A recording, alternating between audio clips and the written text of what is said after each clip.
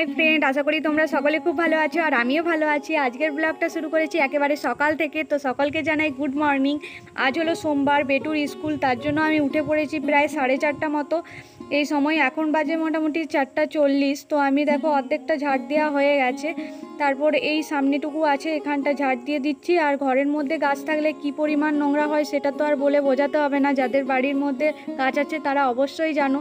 তো আজ বেটুর স্কুল আছে, গ্রীষ্মের ছুটি অনেক দিন কাটালো, তারপর আজ থেকে আবার স্কুল চালু হয়েছে, ওই জন্য একটু সকাল সকাল উঠেছি।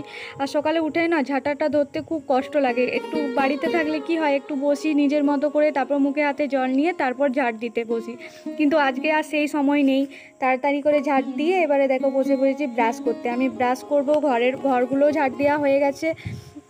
তারপরে বেটুকে ওঠাবো, তারপর ওকে ব্রাশ করিয়ে ওকে খাবার দেবো, তারপর যা যা কাজ আছে সব সারবো। আর কি হয়, যদি ওদের গাড়ি থাকে তাহলে আমার রেডি হওয়া ব্যাপারটা নেই। ওদের স্কুলের তো গাড়ি নেই, আমাকে নিয়ে যেতে হয় এমনি পাবলিক বাসে করে।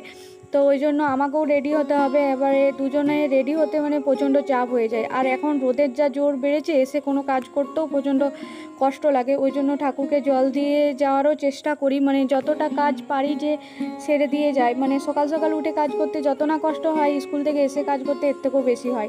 দেখো বেটুকে আমি নিজে ব্রাশ করার পরে বেটুকে নিয়ে এসেছি ব্রাশ করানোর জন্য। ওরও তো মুডটা বেশ ভালো নেই, অনেক দিন স্কুল যায়নি, কিন্তু বলেনি যে যাব না।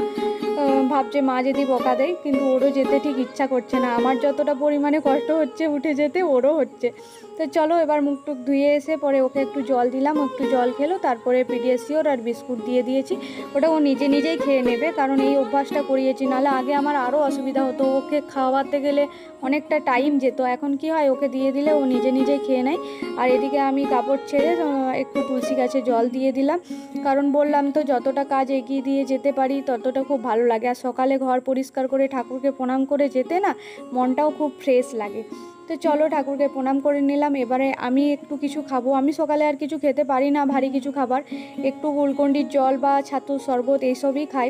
তো আজ একটু গ্লুকন্ডির জলই করে নিয়েছি। তো চলো জলটা খেয়ে নিই। আর বেটুকে বললাম যে জলটা ধরেছি তো সাবমার্সেলে, বোতলগুলো ঘরের মধ্যে ঢুকিয়ে রাখতে। ও কিন্তু একটা একটা করে বোতল ঘরের মধ্যে ঢুকিয়ে রাখছে। ও একটু বড় হতে কি আমাকে টুকটাক একটু সাহায্য করে, ওর ওইটুকু সাহায্যই আমার কাছে অনেক বড়।